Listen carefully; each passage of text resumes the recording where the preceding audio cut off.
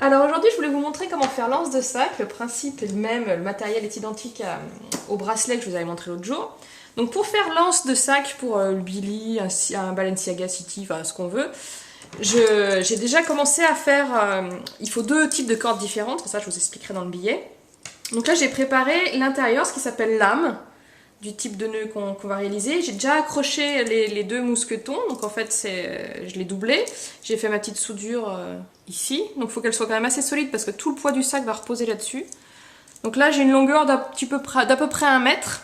Donc là c'est à vous de voir hein, sur la longueur de la bandoulière que vous voulez. Donc voilà, donc la bandoulière est ici, et là on va tresser tout autour avec un nœud plat, donc c'est comme une sorte de nœud de macramé.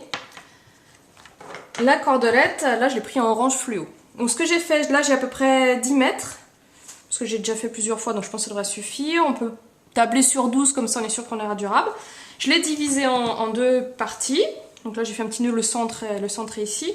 Et pour que ce soit plus facile à manipuler, je l'ai tout enroulé pour qu'on puisse faire notre nœud facilement. Donc on va commencer le nœud plat. Donc j'ai mon centre qui est là. Voilà. Et le truc à se souvenir pour faire ce nœud, c'est que la partie qui passe... Enfin, ça sera toujours le même côté qui sera au-dessus, en fait, je vais vous montrer. Donc on passe en dessous, au-dessus des deux, en dessous de la croix. Hop, on va commencer à faire un demi-nœud, en fait. Voilà, c'est le nœud complet. Hop. Voilà, donc là, la partie qui est au-dessus, c'est celle d'ici. Donc on va la faire repasser au-dessus de l'âme.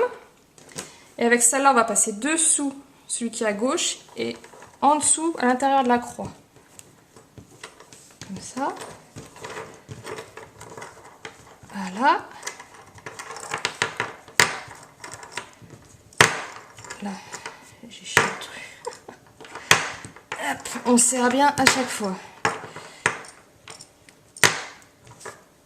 Alors là, ce qui est au-dessus, on le passe ici. Celui-là par-dessus et en dessous.